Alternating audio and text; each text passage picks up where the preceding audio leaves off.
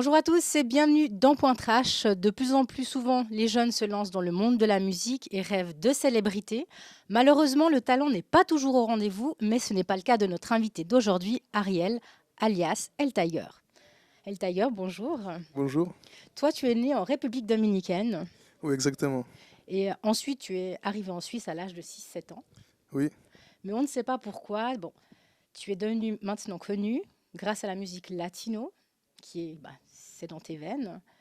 Mais à quel moment tu t'es dit, bah tiens, je vais me lancer dans la musique? En fait, moi, à la base, à l'âge de 11 ans déjà, j'écrivais des poèmes.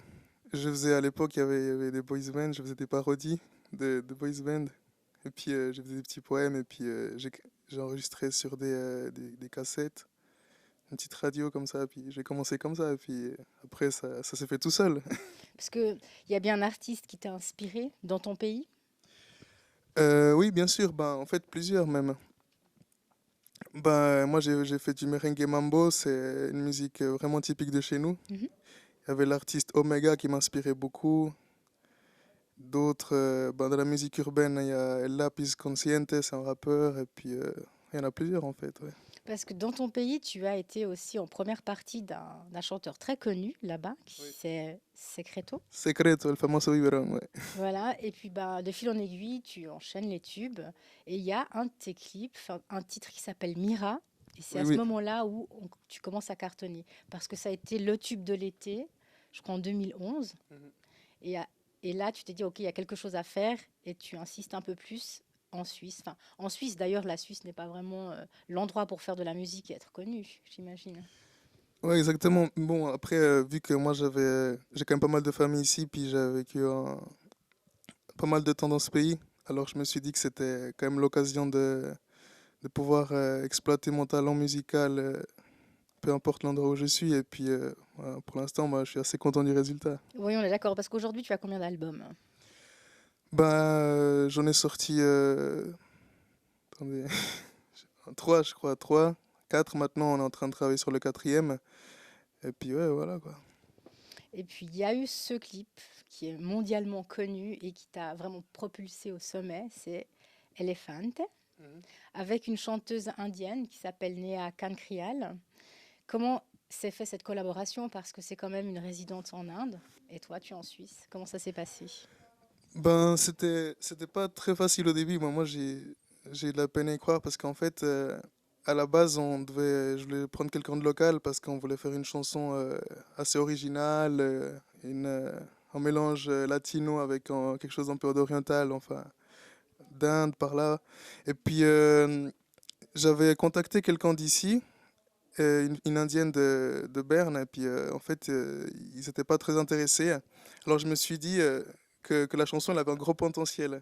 Alors je me suis dit, ce serait intéressant de mettre quelqu'un à la hauteur de cette chanson. Et puis j'ai regardé les finalistes de The Voice à l'époque, c'était Mhm. ben, en 2017. Et puis j'en ai contacté trois. Et puis sur les trois, ben, il y en a une qui m'a répondu, moi c'était Néa justement. Pour moi c'était c'était incroyable et puis j'étais hyper content quoi. Donc du coup, je me suis dit, elle a accepté directement le featuring, elle a aimé comment dire, l'idée et tout, et puis ça s'est passé comme ça. Bon, bah, sans surprise, aujourd'hui, il y a plus de 10 millions de vues. Donc c'est quand même enfin, un nombre assez énorme. Est-ce que tu as déjà été accusé de tricherie, d'avoir acheté ces vues? Oui, Parce que oui, c'est quand même un grand nombre. oui, ben c'est clair que la première chose que quelqu'un qui croit pas forcément en nous, c'est de se dire voilà, il a acheté des vues et tout. Alors ce qui s'est passé, c'est que bon, j'ai eu d'ailleurs, ben, on va dire en guillemets, la concurrence, quelqu'un de la concurrence a voulu, était intéressé par le titre et tout. Et puis la personne a demandé justement ce qu'on appelle les YouTube Analytics en fait. Parce qu'on peut voir vraiment les statistiques des vues, d'où elles viennent, comment elles se sont générées par rapport aux j'aime, aux commentaires, etc. Et puis la personne, elle a vu qu'on lui a donné ça tout de suite. On lui a donné directement bah, les statistiques privées en fait de la vidéo. Puis elle a pu voir c'était organique. Donc les vues étaient totalement réelles et puis il y a eu qu'un achat de vues. Est-ce que tu penses aussi que c'est grâce à la collaboration avec cette chanteuse ou non? C'est juste la magie de ce duo. Moi je pense que c'est les deux choses en fait. Donc c'est quelque chose d'original. Moi, je faisais écouter ça en République dominicaine, j'ai fait écouter ça à la base avant que ça sorte à des gens d'Espagne, d'ici. Et puis tout le monde, c'était 99,9% d'acceptation hein, avant que ça sorte. Mhm. Donc moi, j'ai lancé le vidéo lyrique. Et puis avant le vidéoclip, et puis les vues en fait, elles se sont vraiment distribuées en plus en Europe et puis en Amérique latine. Donc en fait, je pense que c'est une acceptation au niveau mondial, mais pas par rapport juste au fait que ce soit avec une indienne, mais par rapport au le titre en lui-même, Mhm. c'était quelque chose d'assez exceptionnel. Et puis ben, après le vidéoclip officiel, ben, après les vues elles ont explosé vraiment beaucoup là-bas, quoi, en Inde. D'accord. On regarde juste un extrait du clip et on revient juste après.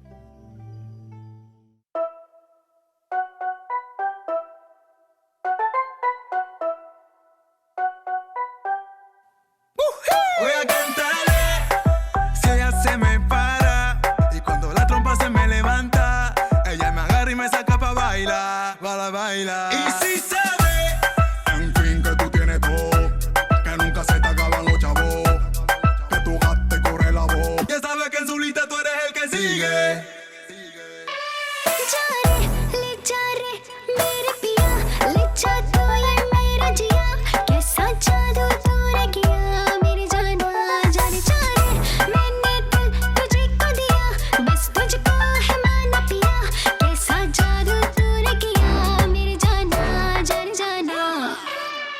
El Tiger, donc toi, ton style de musique, là en l'occurrence c'est du Mumbatom, Elefante, oui. d'accord? Mais toi tu es plutôt mambo électro, il y a reggaeton, il y a salsa, enfin c'est tout un mélange.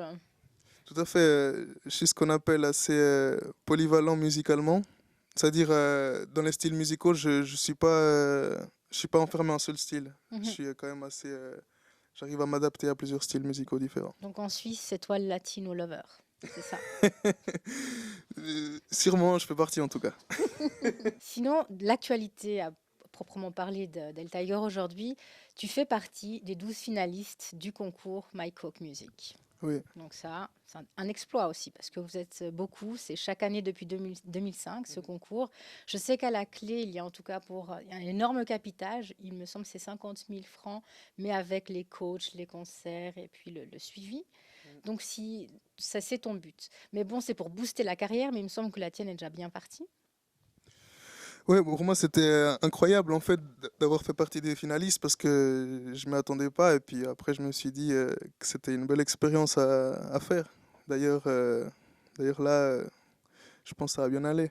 Donc il faudra aller sur mycockmusic.ch, puis voter pour toi, justement pour Oui. que tu puisses gagner. Et si tu gagnes ce concours, quelle est la suite pour toi?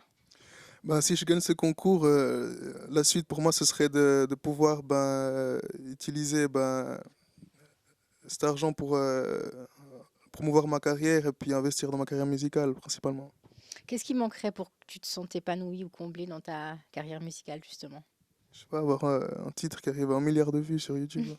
Et remplir des scènes, des salles, des stades, Bien sûr, tout à peut-être. fait. Ben oui, ben, et pouvoir, parce qu'actuellement, j'en vis presque de la musique, mais pas totalement à 100%. Mhm. Donc, c'est pouvoir en vivre vraiment et puis pouvoir voyager et faire profiter mon public et puis de ma musique et puis de la qualité musicale et puis qu'ils puissent, que les gens s'amusent. Parce que pour moi, c'est avant tout une passion. Oui, c'est un langage international, la musique, on peut dire. Oui. Et en tant que latino lover, comment tu gères un peu ta vie de couple? Est-ce qu'on peut en parler de ta vie amoureuse? Est-ce que c'est gérable de concilier les deux en même temps? C'est pas toujours facile, mais disons que c'est pour cette raison que j'étais un bon moment célibataire. Mais bon, désormais, je le dis, je suis en couple actuellement. Et puis bon, c'est pas, surtout pour ma copine, c'est pas toujours évident par rapport au. Ah, j'imagine. Voilà, parce que bon, c'est quelqu'un qui. Qu'elles sont chauds aussi, non? Voilà, et puis.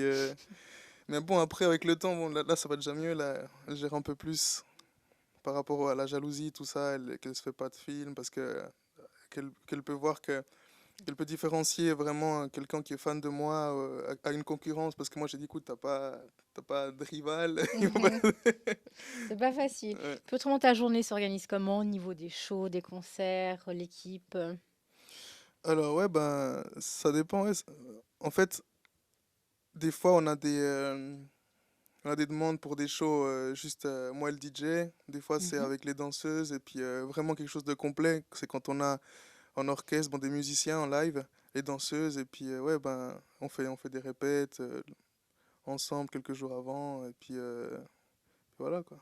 Et si on a envie de revoir, enfin de savoir où est-ce que tu te produis, il suffit d'aller sur ta page Facebook, j'imagine, El Tiger. Voilà, Et là, on a toutes les informations. exactement. Donc, sur mon Facebook, sur mon Instagram, et des fois même sur YouTube aussi, vous pouvez voir les endroits, les scènes où je me produirai prochainement. D'accord. Alors, tout de bon pour ton concours.